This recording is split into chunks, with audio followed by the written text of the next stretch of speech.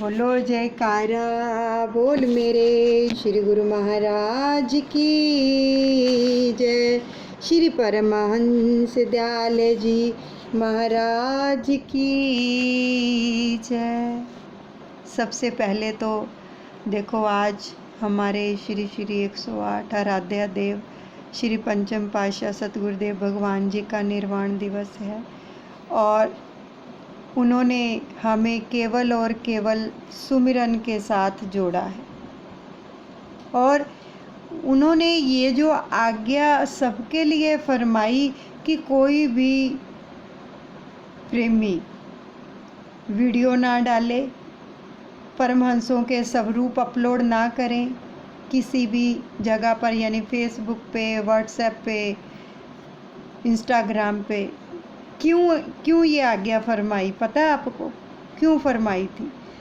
वो चाहते थे कि बाहर की बजाय हम अंदर से जुड़ें और इतना सुमिरन करें प्रभु का, इतना सुमिरन करें जो हम ये बाहर कर रहे हैं वो सब कुछ हमारे अंदर दिखाई देने लगे।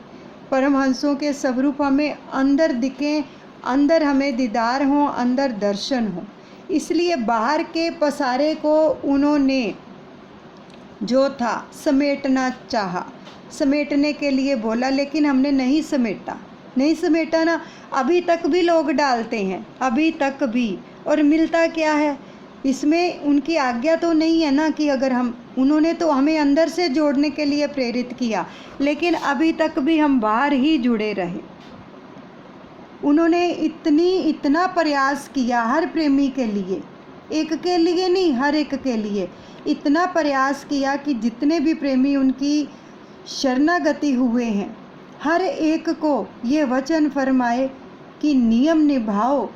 5 नियमों की पालना है। किस लिए है? अंदर से जुड़ने के लिए, बाहर से जुड़ने के लिए तो नहीं है ना। अंदर से जुड़ने के लिए प्रेरित करते हैं ये नियम। और जो स्वरूप है हम बाहर डालते हैं उनको अंदर देखो। इतनी अपने अंदर भक्ति करके इतनी पावर आ जाएगी सुमिरन की कि ये स्वरूप जो बाहर दिख रहे हैं उनको अंदर नज़ारा लिया जाएगा। और जो अंदर नज़ारा, जो बाहर हम देखते हैं 2 मिनट के लिए, लेकिन अंदर हम हर समय के लिए उनके दर्शन कर सकते हैं। लेकिन हम उस रास्ते पर नहीं चले, उस रास्ते पर हम नहीं चले, इसलिए अभी तक बाहर ही जुड़े हुए हैं। उनका ये हर पल, हर घड़ी, हर क्षण उनका ये प्रयास रहा कि हर प्रेमी अंदर से जुड़े, लेकिन नहीं जुड़े तो वो मौन हो गए। जब हमने बात ही नहीं मानी, उनके वचन ही नहीं माने, तो वो मौन हो गए। क्या करते कि मौन होकर भी उन्होंने ये दर्शाया कि इस प्रकार से मौन हो जाओ और अंदर जुड़ो, लेकिन हम उनके इशारे को नहीं समझ पाए। फिर अब रोने से क्या फ़ायदा बताओ? अब भी अगर हम उनकी आज्ञा का पालन नहीं करते हैं तो फिर उनकी प्रसन्नता को हासिल कैसे करेंगे ये बताओ? अभी भी हम अपनी मनमानी करेंगे, वीडियो डालेंगे, स्वरूप डालेंगे। मेन मकसद है जो अंदर से जुड़ने का है कि ये स्वरूप हैं जो सुंदर छवियाँ, इनके अंदर दर्शन होते हैं। अगर हम जुड़ेंगे ही नहीं तो दर्शन कैसे करेंगे? फिर इस जीवन का लाभ ही क्या? अगर हमने अंदर दर्शन ही नहीं किए तो क्या लाभ? अंदर से जुड़े ही नहीं, हमने सुमिरन ही नहीं किया, सुमिरन से जुड़े ही नहीं, बाहर से ही जुड़े रहे, तो क्या फ़ायदा? तो इसलिए हमें उनके वचनों को पकड़ना है, उन पर मनन करना है। जो उन्होंने अपने तन के ऊपर, इतने कोमल तन के ऊपर इतने कष्ट उठाए, आखिरी समय तक उन्होंने अपने कोमल तन के ऊपर कष्ट उठाकर हर प्रेमी को सुख दिया है। और जिस प्रेमी ने भी दर्शन किए हैं ना, सोचो ज़रा कि किस प्रकार से उनका विग्रह कितना विशाल था। और जब अंतिम समय के हमें दर्शन मिलते हैं तो सिर्फ एक छोटी सी पालकी के अंदर, यानी कि उन्होंने अपना सारा शरीर का एक एक कतरा, एक एक खून की बूंद इस दरबार के लिए अर्पण कर दी। तो ऐसे महापुरुषों के हमें सानिध्य मिले हैं। हमें तो अपने भाग मनाने चाहिए कि हमें ऐसे सतगुरुदेव भगवान जी की शरणागति मिली है। फिर भी अगर हम आज्ञा का पालन नहीं करें तो सच बताओ क्या हम उनको खुशी दे रहे हैं? अगर कोई बच्चा अपने माता पिता का कहना नहीं मानता तो क्या माता पिता खुश होते हैं? नहीं होते हैं। सतगुरुदेव भगवान भी तभी खुश होंगे जब हम अंदर से जुड़ेंगे, उनकी आज्ञा का पालन करेंगे। ये उन्होंने दिखाया किस प्रकार से जो आत्माएं अंदर से जुड़ी होती हैं ना, उनका किस प्रकार से प्रभु से प्रेम होता है। ये प्रत्यक्ष रूप में दादा गुरुदेव ने दिखाया इन 3 दिनों के अंदर। हम 3 दिनों के लिए जो थे ग्रुप के अंदर सेवा नहीं कर पाए, लेकिन बाद में पता चला कि जो ये सेवा हमें प्रदान की गई थी वो उसका हमें क्या दिखाया, दादा गुरुदेव ने एक पूरे जीवन का सार दिखा दिया, मृत्यु के प्रत्यक्ष दर्शन करवा दिए। क्या था कि आज जो सबको बताया जा रहा है, जो सब दिखाया दादा गुरुदेव ने प्रत्यक्ष रूप में कि हमारे मामा जी हैं वो अपनी आयु पूरी करके प्रभु के धाम चले गए। उससे पहले फ़ोन आया हमें, अमृतसर रहते हैं हमारे मामा जी और गृहस्थ में रहते हुए वो संत थे। 4 बच्चे थे उनके, रेलवे में सर्विस करते थे, लेकिन एक संत बन के उन्होंने अपने गृहस्थ आश्रम में जो रोल अदा किया, 1992 में वो रिटायर्ड हुए थे। और उनके अंदर, मन के अंदर हर एक के प्रति मैत्री भावना और भगवान से जोड़ने की भावना रही हर एक को, और हर एक की सेवा करने की भावना रखी। उनको अगर कोई कुछ भी देता था, टीटी थे वो, कि अगर जैसे किसी के पास टिकट नहीं होती है तो टीटी टिकट चेक करने के लिए आता है तो पैसे मांगता है, 500 दे दो, 1000 दे दो, अपनी पॉकेट में डाले और टिकट बना दी। लेकिन उन्होंने आज तक ऐसा पैसा अपने घर में नहीं आने दिया। लोग उनको ड्राई फ्रूट देते, कुछ भी देते कि हमें यहाँ से लंघा दो कि हमारे पास टिकट नहीं है, तो वो उनके ऊपर तरस करके उनको निकाल देते थे और टिकट के पैसे कभी नहीं लेते थे। एक बहुत ही बुजुर्ग होगा कोई, उसने चाय मांगी तो वो उसकी चाय लेने के लिए स्टेशन पे उतरे और जैसे ही चाय लेके आए गाड़ी चल पड़ी, और चलती गाड़ी पर जब वो चढ़े तो उनका पाँव फिसल गया और वो नीचे गिर गए और गाड़ी उनके पाँव से निकल गई और उनका पैर था जो था वो क्षतिग्रस्त हो गया। वहाँ के लोगों ने उन्हें उठाया, रेलवे वालों ने, और उन्हें जलंधर हॉस्पिटल में एडमिट करवा दिया और उनकी पैर की अंगुलियाँ कट गई थी थोड़ी थोड़ी सारी, और तलवा भी, पीछे एडी भी। तो प्रभु का सुमिरन करते ही हुए उन्होंने भगवान का शुक्रिया अदा किया कि जान बच गई। इस प्रकार से उन्होंने अपने जीवन का निर्वाह किया। कोई भी उनके पास जाता था, देखो हमारे तुम्हारे पास अगर घर में कोई आता है, हम कितनी बातें करते हैं। ये सारी चीज़ें हमने अपने मामा जी से सीखी कि उनके पास कोई भी आता था वो केवल भगवान के सिवा कोई दूसरी बात नहीं करते थे। और गीता प्रेस गोरखपुर से इतनी सारी बुक्स मंगवा के रखते थे, कोई भी उनके पास आता था तो उसको वो ग्रंथ दे देते थे कि लो ये पढ़ा करो, प्रभु का ध्यान किया करो, अच्छे कार्य किया करो।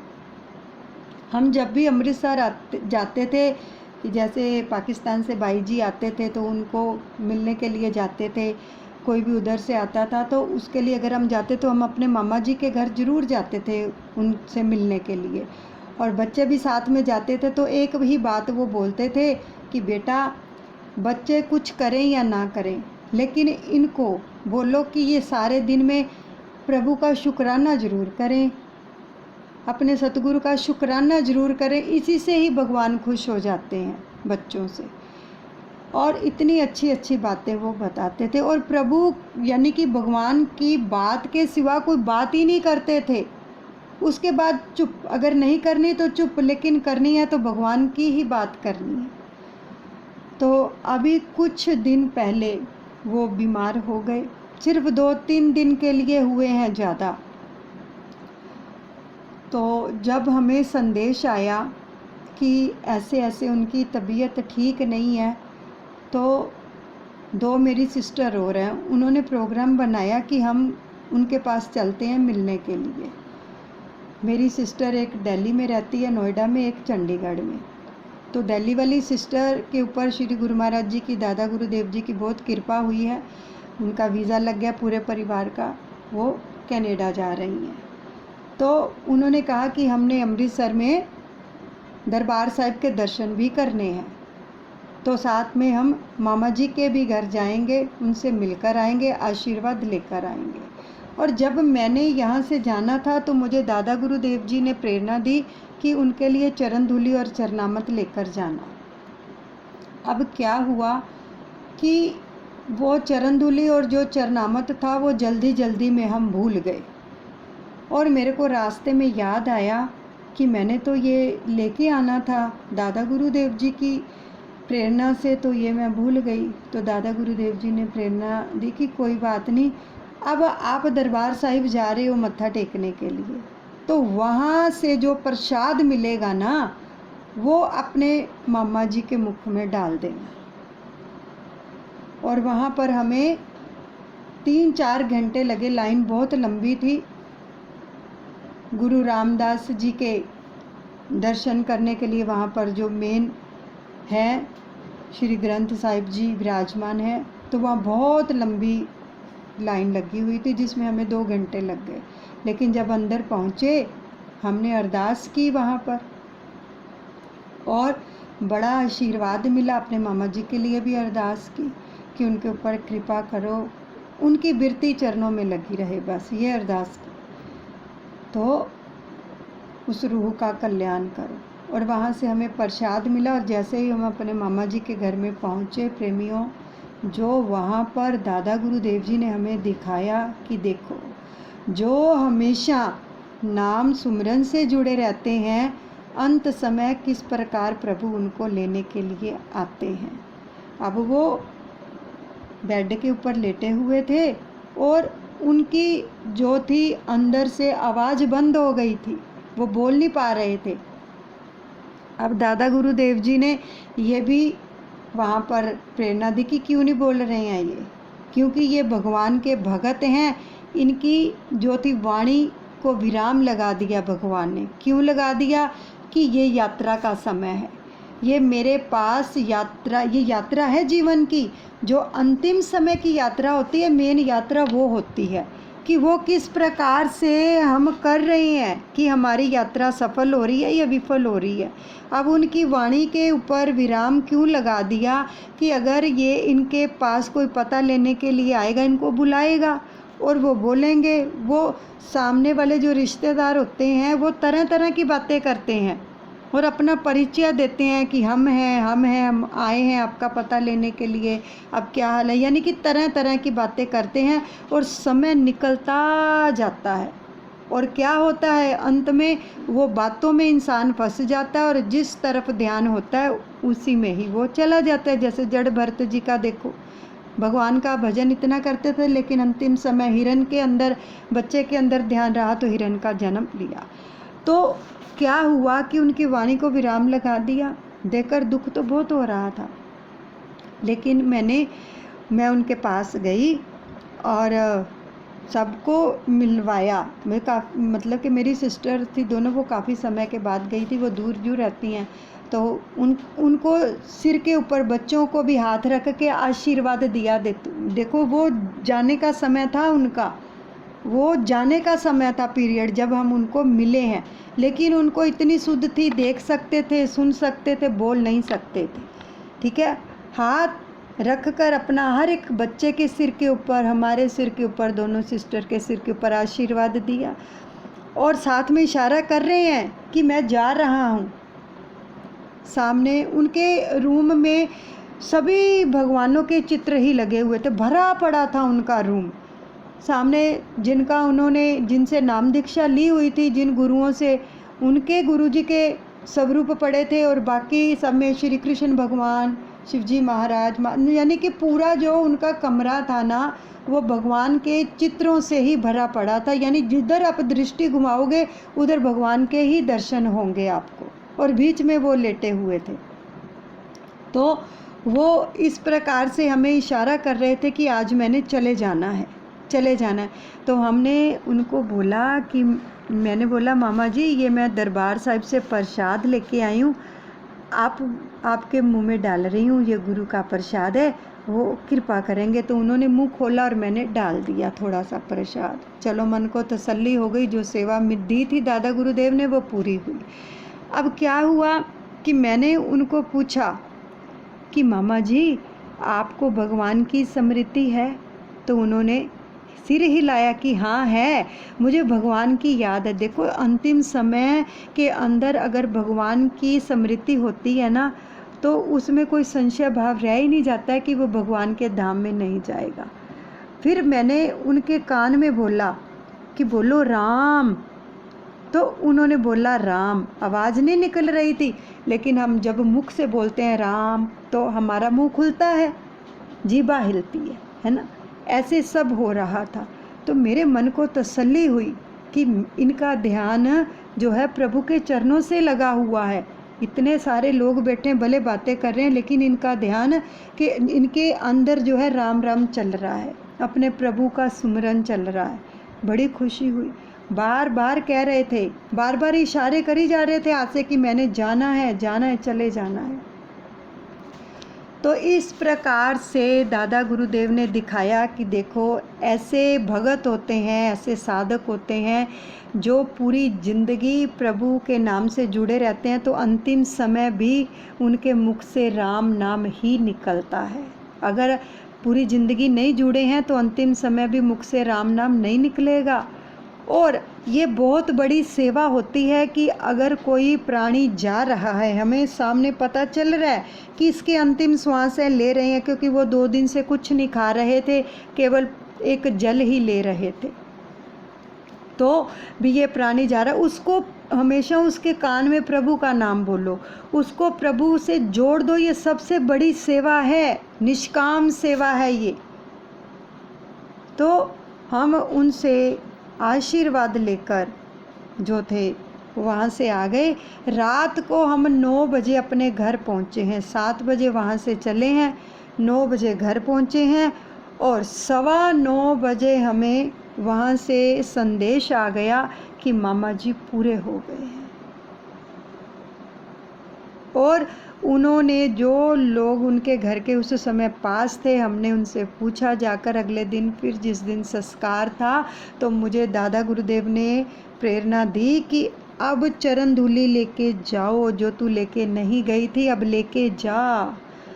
तो देखो, ये बहुत ही अहम बात है, बहुत बड़ी बात है कि जिस प्राणी को जब वो इस दुनिया से विदा हो जाता है, उसको अगर सतगुरुदेव भगवान जी के चरणों की चरण धूल नसीब हो जाती है तो उसका भाग्य उदय हो जाता है, उसके ऊपर सतगुरु की कृपा हो जाती है।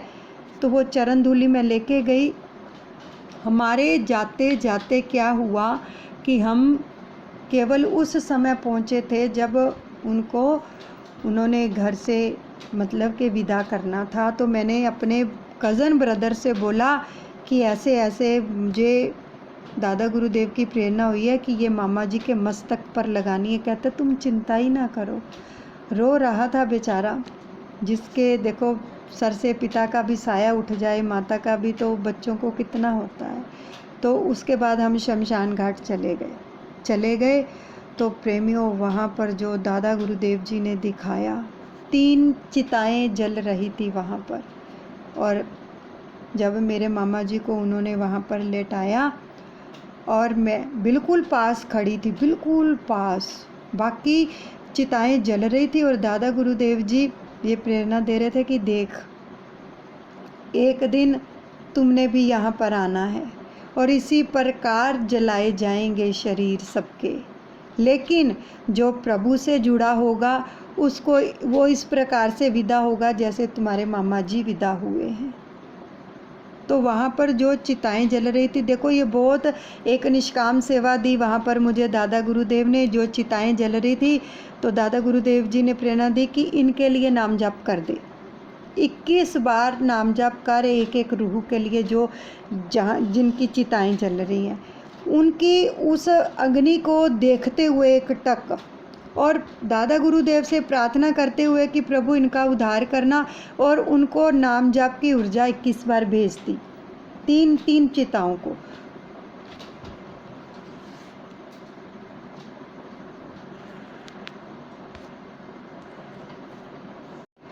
और जो 4th चिता थी वो मामा जी की थी, तो उनको प्रणाम किया और मैंने अपने भाई को बोला कि इनके मस्तक पर चरण धूलि लगा दो।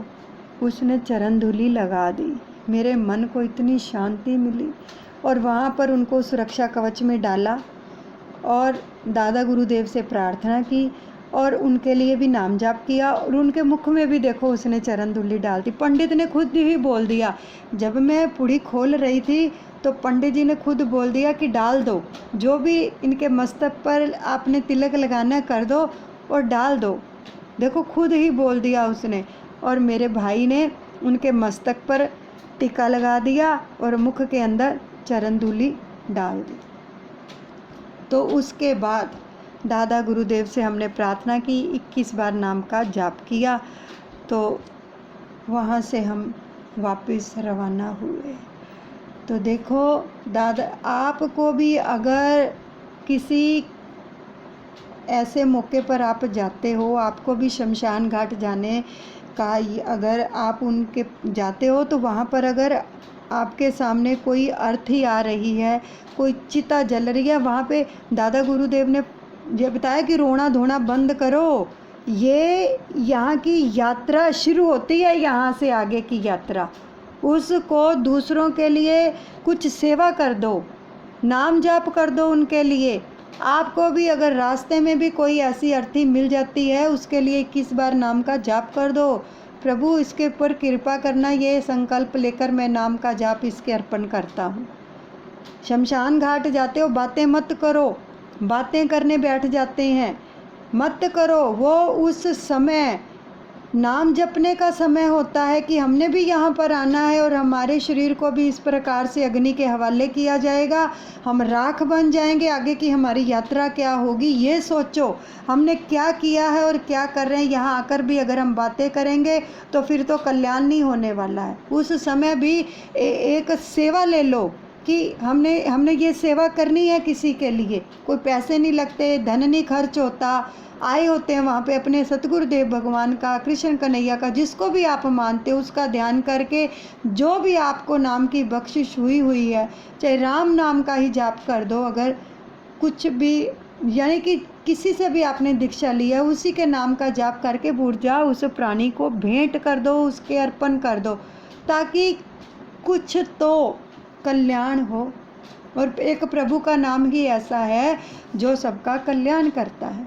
और देखो, जो प्रभु के नाम से जुड़े रहते हैं उनको पता चल जाता है कि हमने जाना। तो मुझे उनकी गली में जो लोग रहते थे उन्होंने बताया, और मेरे मामा जी के बेटे ने बताया कि बुआ जी इन्होंने मुझे 3:30 बजे फ़ोन करके बुलाया और मेरा हाथ में हाथ ले लिया और कहने लगे तू अब मेरे पास यहाँ लेट जा। कहते मैं लेट गया और सारी बातें मेरे को बताई कि अगर मेरे मामा जी 88 ईयर्स के थे, और उन्होंने कहा कि मेरे को उन्होंने बताया कि मैंने 10 सितंबर अगर निकल गई तो मैं 91 साल का होके जाऊंगा। देखो कितनी भगवान उनको आंतरिक दृष्टि दे देते हैं ऐसे भक्तों को जो हर समय प्रभु का सिमरन करते हैं। तो उसने बताया कि बुआ जी भी दादू कह रहे थे कि अगर मैं 10 सितंबर निकल गई तो मैं 4 साल और जीऊँगा, और अगर 10 तारीख नहीं निकलती है तो मैंने 2 दिन बाद चले जाना है। तो 2 दिन बाद पूरे ही चले गए वो। ये किन को ऐसी भगवान आज्ञा करते हैं, किन के साथ बातें करते हैं, किन को अंदर से ऐसी प्रेरणाएं देते हैं जो हर वक्त हर पल हर घड़ी भगवान से जुड़े रहते हैं। उनसे हमें बहुत शिक्षा मिली कि फालतू बातें मत करो, समय ही नहीं है फालतू बातें करने का। और उसने बताया बुआ जी दादू रोज़ दाना डालते थे पंछियों को, लेकिन जब से वो बेड पे हो गए थे तो जब मैं जाता था तो मुझे कहते थे जा देख के आ ऊपर पंछियों के लिए दाना है। तो कहता जब हम फूल चुगने के लिए गए तो किसी की भी फूलों के पास वो पंछी नहीं आए। जब मामा जी के फूल चुगे तो वो सीढ़ियों पर आके बैठ गए सारे पंछी। देखो पंछी भी रोते हैं, हर गली का बच्चा बच्चा रो रहा था कि हमारे दादू चले गए। इतना प्यार करते थे, बच्चों से भी कोई भी आ जाता उसको कुछ ना कुछ दे के ही भेजते थे।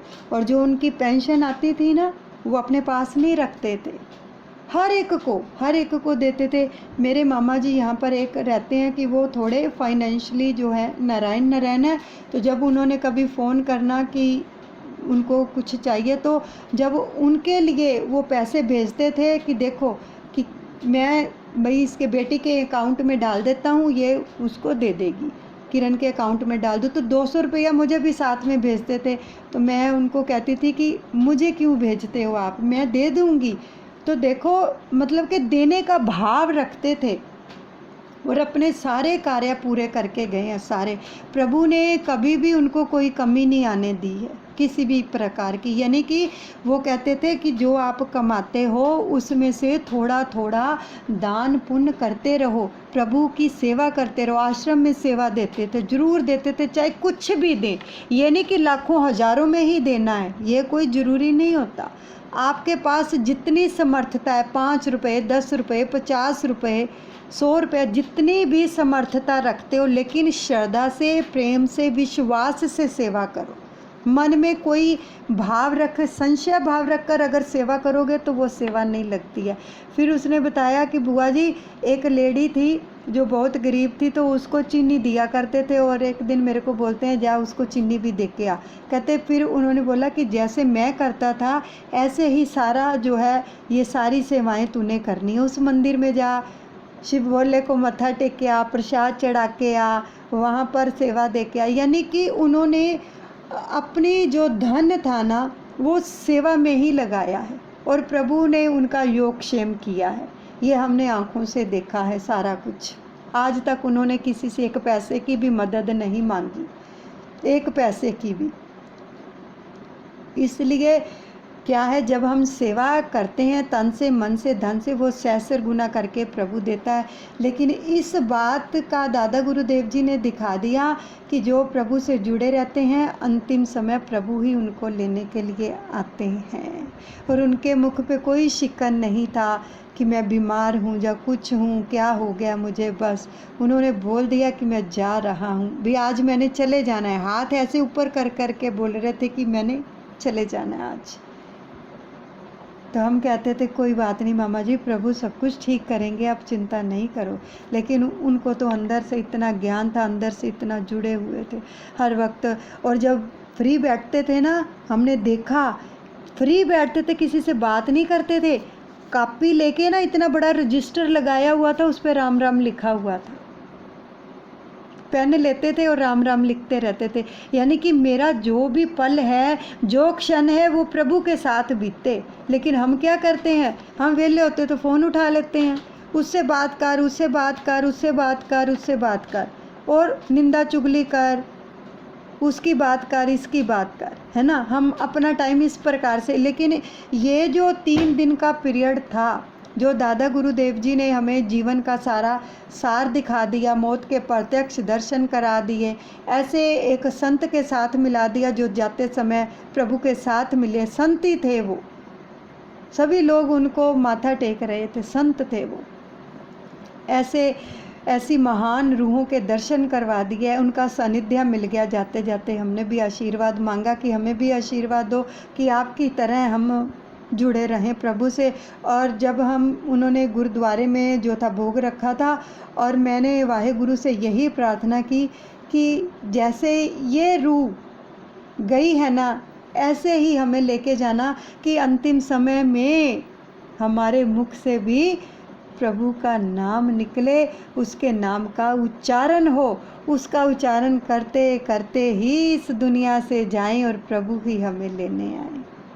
ऐसी भावना रखे। देखो हमें कितनी शिक्षा मिली है, कितना दादा गुरुदेव जी मार्गदर्शन कर रहे हैं, अगर उनके श्री चरण कमलों से जुड़े हैं, ये सब कुछ दिखाते हैं, प्रत्यक्ष दिखाते हैं कि जुड़ जाओ, अब तो समय नहीं है बिल्कुल भी बात करने का, किसी के साथ आर्ग्यूमेंट करने का, किसी के साथ कुछ भी करने का। बस प्रभु के साथ करो जो करना है, उससे जुड़ो और तर्क वितर्क वाद विवाद से दूर हटो, भाग जाओ। जो भी आपके साथ तर्क वितर्क करते हैं, वाद विवाद करते हैं, भागो वहाँ से, वो समय नष्ट हो जाएगा आपका।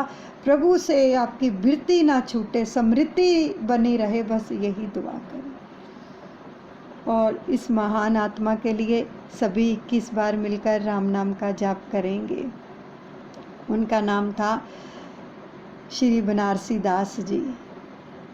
उनके लिए हम, उनकी रूह के लिए आज ये जो है अर्पण कर रहे हैं श्रद्धांजलि, सभी मिलकर करेंगे। राम राम 1, राम राम 2, राम राम 3, राम राम 4, राम राम 5, राम राम 6, राम राम 7, राम राम 8, राम राम 9, राम राम 10, राम राम 11, राम राम 12, राम राम 13, राम राम 14, राम राम 15, राम राम 16, राम राम 17, राम राम 18, राम राम 19, राम राम 20, राम राम 21। दादा गुरुदेव इस पवित्र रूह को अपने चरणों में जगह देना और सदा अपने चरणों से लगाए रखना। बोलो जयकारा बोल मेरे श्री गुरु महाराज की जय, श्री परमहंस दयाल जी महाराज की जय।